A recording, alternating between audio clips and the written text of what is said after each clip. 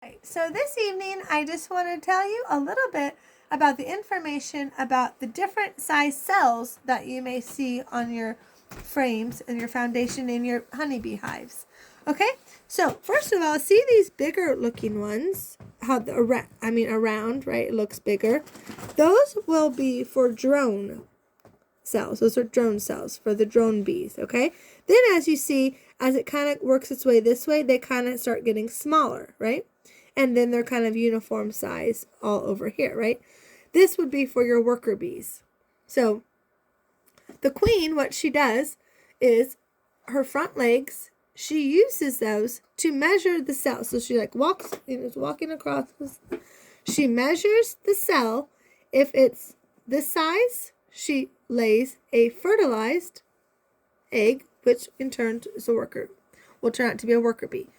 So then she keeps going, lay, fertilize, fertilize, fertilize. Oh, she measures this, different size, bigger. She lays an unfertilized egg, which will turn out to be your drone bee, right?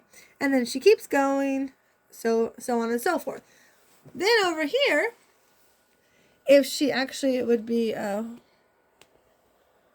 what is that? Oh, I guess we didn't bring that frame out here. But really, it's not going to actually look like this, but it looks kind of like this, but it's shorter. It's a queen cup, right? So she's going to see a queen cup. She's going to lay the egg, a fertilized egg in that. She'll measure it, right?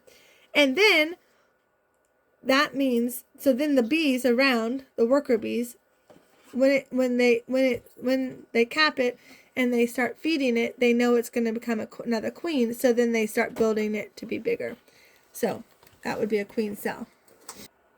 Okay, so this is what you would call a queen cell. Now, as the queen is going across the frame, the foundation, she won't lay the eggs in the queen cups, which is shorter than that, unless that hive is going to need it. So unless she's sick, she knows they're going to kill her.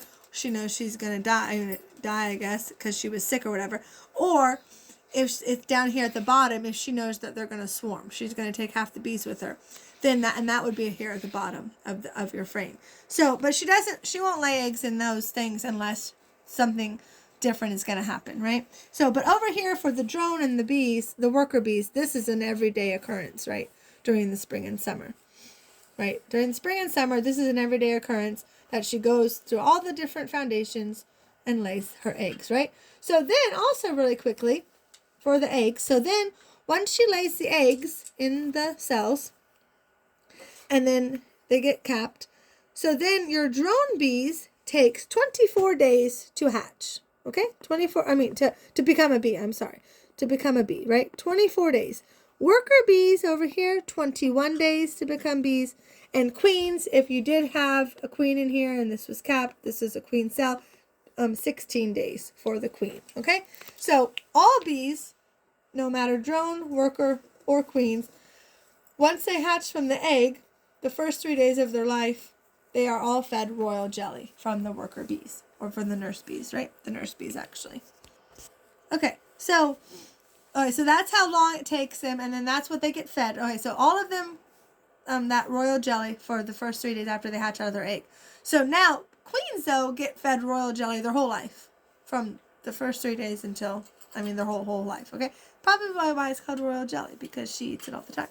Now, also, a drone bee, interesting fact, drone bee does not have a dad, but has a granddad, because it's an unfertilized, the only creature in the world that is an unfertilized egg when it's laid.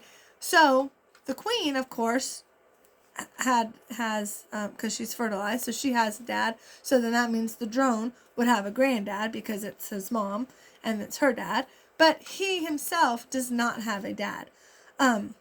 So that's interesting. And also what's interesting about the queen, interesting, but also a tip for you if you're a beekeeper or going to become a beekeeper, is like I was telling you how she walks around here and she measures the cells with her front legs. So it's very important to if you handle your queen, be very careful or try not to handle her too much. Because if you were to hurt her front legs, guess what? She won't be able to measure, and then all she'll lay is drone eggs. And you would not, your hive would pretty much be done for, because you can't just have all drone bees in your hive. So that would be a mess, right? So and so yeah, so you don't want a whole hive of drones. That would be terrible. And then also a quick thing about the queen now. So when she goes out for her, so once she's hatched, you know, she's a virgin queen, right? When she first hatches. Then after a couple days, she goes out on her mating flight, right? She finds a drone field. That's where all the drone bees hang out, right? So she gets mated. Okay. She comes back by God, you know, by the grace of God, she comes back safely. You don't want her to die in between.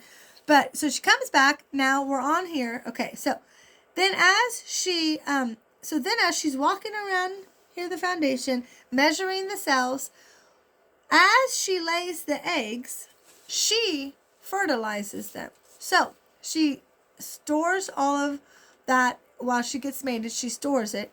So then, and for her whole life, she only has to go on a mating flight one time. Then she has enough. So then as she lays it, if it's going to be a worker bee, she fertilizes that egg when she lays it.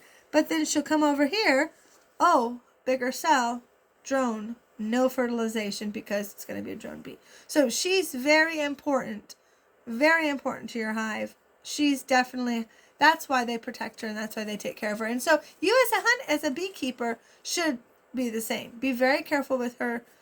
Want her to be, you know, good. All right, so I think that's everything that I was going to tell you about bees for right now. But check back, because I have a lot more interesting things to tell you guys on other videos. Have a great night. Bye.